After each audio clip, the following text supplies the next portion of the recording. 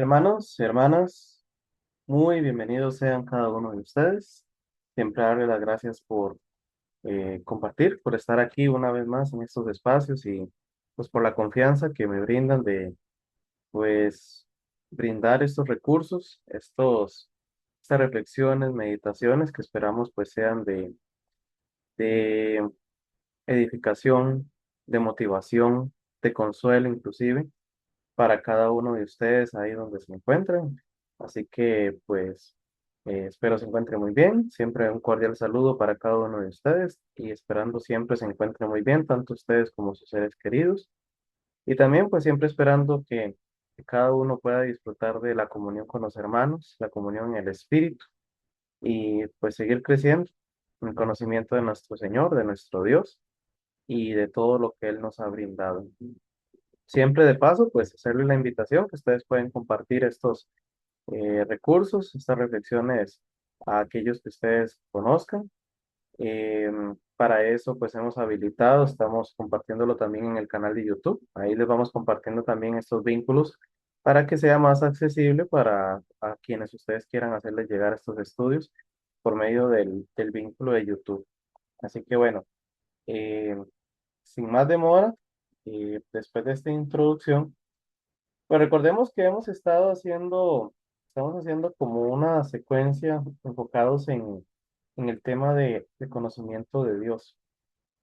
Por ello, pues no estamos haciendo como un estudio eh, sistemático, no vamos, pues como hemos estado llevando los estudios, viendo versículo por versículo, sino que más bien pues estamos haciendo como un análisis temático y apropiándonos de recursos que son muy importantes para este propósito. Hemos estado apoyándonos bastante en este libro, ¿verdad? El conocimiento de Dios, de A.W. Tozer, pero ahí vamos a ir incorporando también algunos otros recursos de este tema. Valga decir que si le queremos dar un nombre a, a qué tipo de estudio estamos realizando, pues podría decirse que estamos trabajando en el tema de la formación espiritual, que a grandes rasgos, pues eh, básicamente se trata de trabajar, colaborar en la obra que Dios está haciendo para que nosotros crezcamos a la imagen de Cristo, que nos apropiemos de los recursos que tenemos. Y en palabras del autor Dallas Willard, es que nosotros aprendamos a vivir en el reino de los cielos, en el aquí y en el ahora, que durante la espera en la que estamos ahorita de nuestro Señor Jesús, pues la espera sea algo que nosotros no solo estemos como la espera, sino que estemos pues disfrutando, que nos deleitemos en esa espera. Y para eso, pues el Señor nos ha dado recursos valiosísimos en su palabra, de manera que no solo se trata de ser salvos y de haber sido reconciliados con Dios, sino también que ahora somos hijos de Dios. Y por tanto, ese vivir como hijos de Dios sea algo que se evidencie y en lo que nos gocemos en el día a día. Así que ese es el propósito que tenemos con este tema. La semana pasada estuvimos reflexionando acerca de los atributos de Dios y estuvimos hablando de uno en especial que era la autoexistencia, ¿verdad? Hoy vamos a hablar un poquito más de ese tema y tal vez, si nos queda tiempo, me gustaría también abordar, ir incorporando también el estudio de disciplinas espirituales, que justamente son parte de los recursos que el Señor nos ha provisto para nuestra formación espiritual. Bueno, voy a leer textual de aquí en cuanto al concepto de la autosuficiencia de Dios. ¿Qué significa eso? Primero aquí empieza citando, el Padre tiene vida en sí mismo. Es solo esa cualidad, por decirlo así, lo diferencia de con absolutamente toda su creación. Porque no hay un solo elemento, un solo ser en toda la creación que tenga vida en sí mismo. ¿Qué significa eso de tener vida en sí mismo? Bueno, básicamente es que dependa única y exclusivamente de sí mismo, que no tenga un origen y que pueda sustentarse por sí mismo. Desde los astros que vemos en el universo, hasta el más insignificante de los seres vivos, todos dependen de algo más para subsistir, para existir, para mantener su esencia, todo necesita de algo. Y eso pues está muy relacionado con el otro tributo que ya hablábamos anteriormente, de la autoexistencia. Inevitablemente tenemos un origen y tenemos algo que nos sostiene, nos sustenta. Incluso no sé si han escuchado que dicen los científicos que el universo pues eh, también está en expansión y que en realidad no es estático y depende de muchas cosas. Depende de las mismas fuerzas gravitacionales, de la energía, de la luz. Y bueno, ni qué decir si habláramos de esto aquí en la Tierra, ¿verdad? Cada ser vivo, hasta el parásito más insignificante, necesita de otro. ¿Qué pasa con nosotros? Bueno, como seres humanos, nosotros tendemos a creer que sí, somos autosuficientes. Pero bueno, antes de ir a esa aplicación más personal para nosotros, sigamos hablando de la autosuficiencia de Dios. Dice que la vida de Dios no es un don recibido de nadie. O sea, el hecho de que Dios exista no depende de otro. Porque si otro hubiera sido de quien Dios pudiera recibir el don de la vida o cualquier don, entonces ese sería Dios. Una manera elemental pero correcta de pensar en Dios es como aquel que lo contiene todo, que da todo cuanto es dado, pero que él mismo no puede recibir nada que no haya dado primero. Para entender mejor el concepto, sigue este otro párrafo diciendo, necesidad, o sea, la palabra necesidad es una palabra de criatura y no se puede decir con respecto al creador. Dios tiene una relación voluntaria con todo lo que Él ha hecho, pero no tiene una relación necesaria con nada fuera de Él mismo. Su interés en sus criaturas surge de su soberana buena voluntad, no de ninguna necesidad que puedan cubrir esas criaturas. Esto tiene mucha importancia para nosotros, ¿verdad? Porque a veces creemos que lo que hacemos, dígase orar o estudiar la escritura o congregarnos, a veces creemos que eso se trata que eso es algo que hacemos para quedarle bien a Dios, porque Dios lo necesita. Tal vez consciente o inconscientemente, pero lo hacemos. ¿Cuántas veces uno escucha esa frase, verdad? De que es que Dios, es que yo tengo que hacerlo por Dios, tengo que quedarle bien a Dios. Como que si se tratara de que Dios necesita que yo haga estas cosas. Ahí tenemos un grandísimo error. Porque tal como lo dice aquí el autor, un Tozer, él tiene una relación con su creación por voluntad, por deseo, no por necesidad.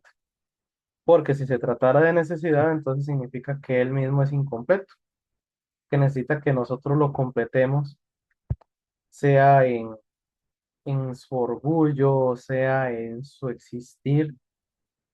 Y bueno, definitivamente eso es una blasfemia, ¿verdad? Decir que Dios nos necesita. Pero justamente ahí es donde está la importancia que nosotros meditemos cuál es la razón por la cual hacemos lo que hacemos. ¿Por qué es que nos reunimos? ¿Por qué es que buscamos a Dios? Es porque de alguna manera con eso estamos tratando de compensarle, de, de darle algo, como que si Él lo necesitara, o es más bien porque Él lo merece. Es muy diferente a decir de que porque Él lo necesita a porque Él lo merece.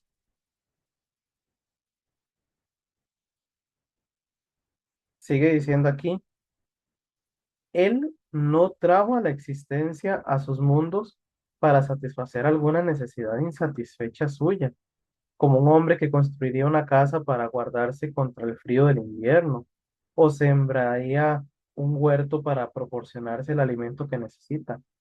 La palabra necesario es por completo ajena para Dios. Está escrito que Él sostiene todas las cosas con la palabra de su poder. ¿Cómo lo podrían levantar o sostener las mismas cosas que Él sostiene? Incluso desde la lógica no tiene sentido alguno. Ojo aquí, esto es de lo que les estaba mencionando. Tenemos un concepto tan alto de nosotros mismos que encontramos muy fácil, por no decir disfrutable, creer que le somos necesarios a Dios. Sin embargo, lo cierto es que Dios no es mayor porque existamos nosotros, ni sería menor si no existiéramos. El que sí existamos depende por completo de una decisión libre de Dios y no de que nos lo merezcamos o de una necesidad divina. El Dios que obra todas las cosas, seguro que no necesita ni ayuda ni ayudantes. Profundo esto, ¿verdad? Pensar en el hecho de que nosotros existimos solo porque Dios lo quiso, no porque nos necesitaba. Ahí es donde se evidencia el, el completo engaño de las deidades desde la antigüedad. Pensar de que, si ustedes ven, creo que la mitología griega es la más conocida, eh, presentaban sacrificios, rituales, ceremonias, y lo hacían como que de alguna manera con eso estaban aplacando la ira de Dios, porque ese Dios estaba airado y necesitaba que le calmaran. O no sé, la idea de que es que es un Dios que necesita que nosotros le demos de nuestras cosas. Eso es invertir el orden, porque es más bien ponernos por encima de Dios. Creer que lo que hacemos es porque Él lo necesita. Es muy sutil la diferencia, como decía antes, entre hacer algo porque Él lo merece, porque es lo menos que yo como criatura podría hacer para glorificarlo, para exaltarlo, para reconocer quién es Él. Es lo mínimo que podría hacer en contraste con, es que esto tengo que hacerlo por Dios. Ahí es donde está el problema con el tengo, porque si se trata de que yo tengo que hacer esta acción, esta práctica espiritual, esta ofrenda, este congregarme, este ayudar a otros, este abstenerme, es porque tengo que quedarle bien a Dios. Y ahí estamos hablando de una necesidad, como que Dios necesita de mí que yo haga estas cosas. Por eso es tan importante, lo hemos dicho mucho, cuál es el concepto que tenemos de Dios. Porque si es un Dios necesitado de lo que yo hago, pues entonces no es el Dios bíblico. El verdadero Dios, como se ha dado a conocer, es un Dios que todo lo que ha hecho y todo lo que hará es por soberanía suya, por su propia libertad, porque Él así lo ha querido, no porque lo necesita. Diciéndolo de otra forma, suena rudo, pero es un muy importante llamado para cada uno de nosotros. Dios no lo necesita.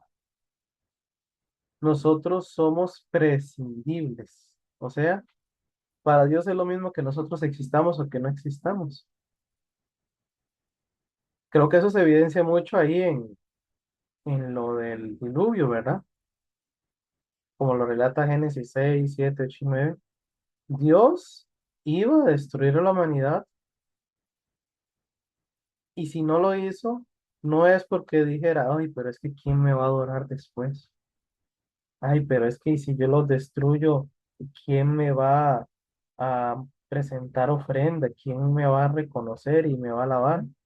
No, Si Él lo hizo fue única y exclusivamente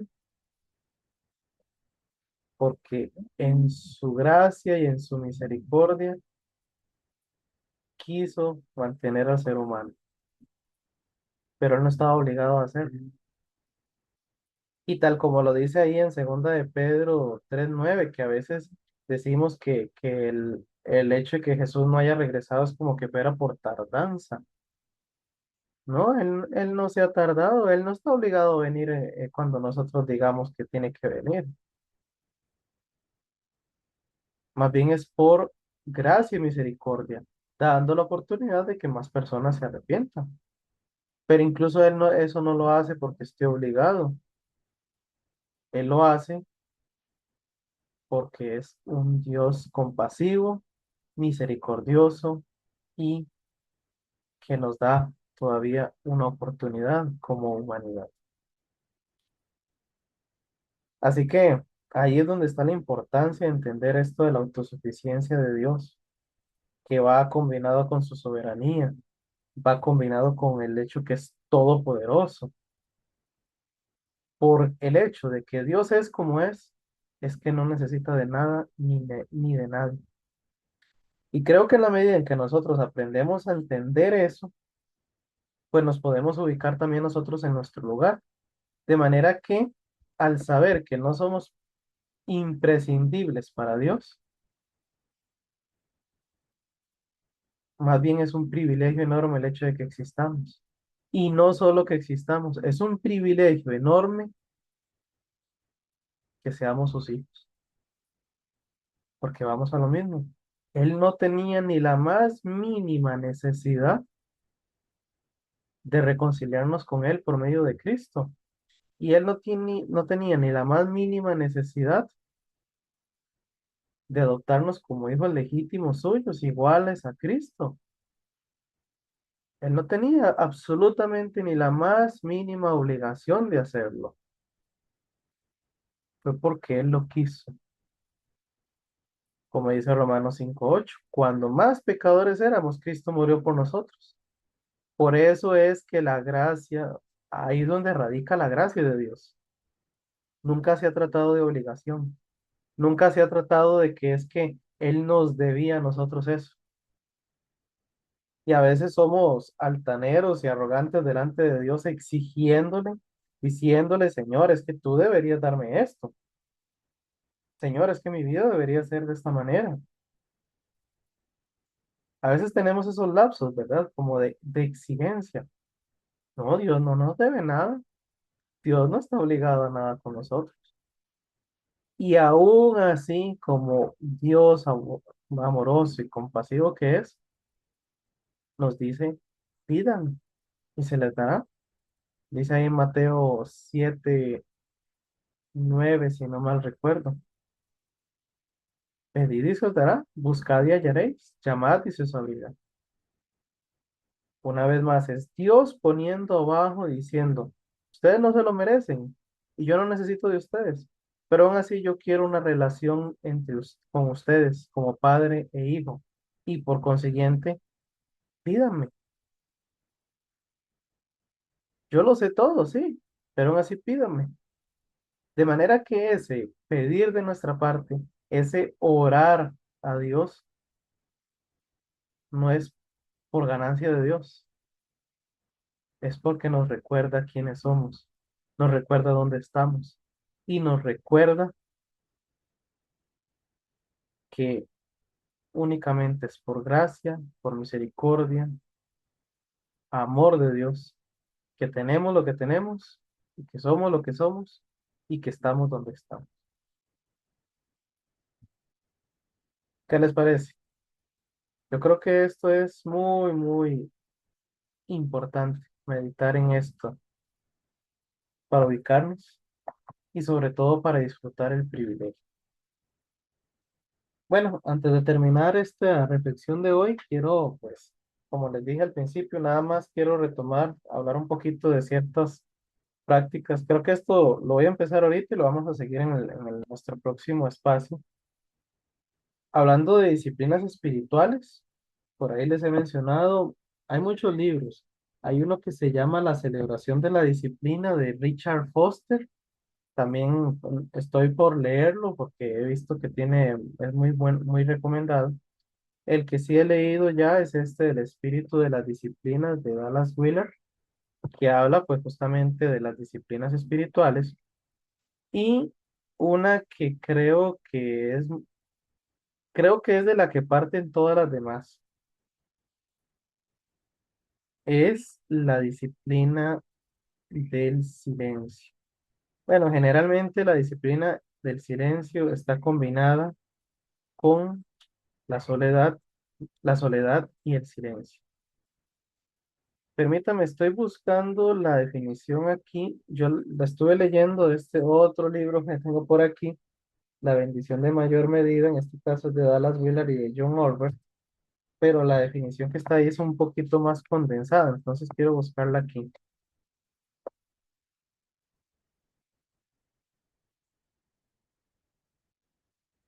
Y nos hace pensar en esto, vean, vean, dice así, pensemos en lo que significa respecto del vacío interno de nuestra vida, el hecho de que siempre tengamos que prender la radio o la televisión para asegurarnos de que algo ocurre en torno nuestro.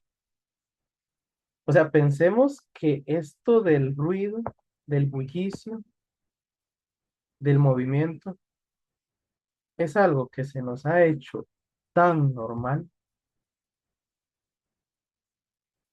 que incluso vean que este ejemplo que menciona ahí, hagamos conciencia de ello. Cuando no estamos hablando con alguien, cuando no estamos haciendo algo, digamos que estamos en el trabajo y estamos full concentrados, o estamos haciendo una tarea, o estamos estudiando, o andamos por la calle, ¿cuántas son las veces en las que nos damos cuenta que estamos en silencio, o sea, que estamos solos en la casa y que nos incomoda el silencio? Y por eso vamos y ponemos algo en el teléfono, algo en YouTube, algún podcast, encendemos el televisor, pero siempre de alguna manera que no haya silencio.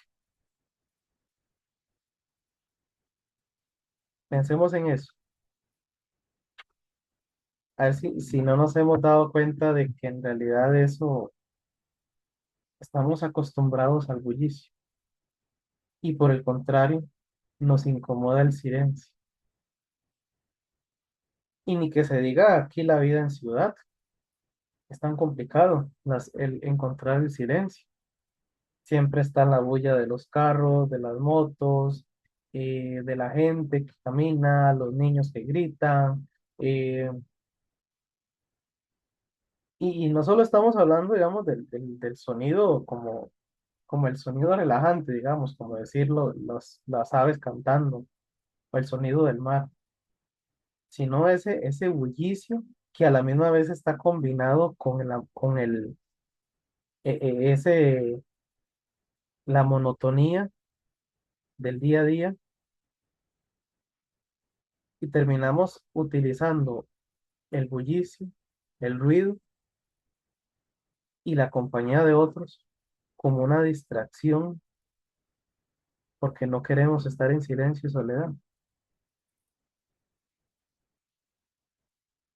Incluso el hecho de que uno se vaya a dormir y no pueda ni soltar el teléfono porque necesita estar escuchando algo, viendo algo, distrayéndose en algo. Así que por ese hábito del bullicio es tan importante asumir un hábito diferente, que es el que mencioné, soledad y silencio. Así que Dios mediante mañana vamos a profundizar en este hábito espiritual y darnos cuenta de cuán fundamental es si realmente estamos interesados en un acercamiento y una intimidad con el Señor. Así que vamos a hablar de esta disciplina espiritual. Ahí los dejo picados, como decimos aquí, y espero pues que podamos edificarnos también en ese tema. Bueno, vamos a terminar por hoy. Oremos. Gracias, Padre y Señor nuestro, porque hemos recibido de ti la salvación, la vida eterna, pero también gracias porque por tu soberanía y por tu voluntad nos has creado y nos has hecho hijos tuyos. Gracias, Señor, porque sin necesitarnos, pero aún así existimos y nos sigues cuidando, nos sigues sustentando y nos has dado propósito. Guíanos en el día a día para poder disfrutar el privilegio de existir y ser amados por ti. Te agradecemos y ahora adoramos en Cristo Jesús. Amén. Nos vemos la próxima. Gracias por su compañía. Dios les guarde y les bendiga siempre.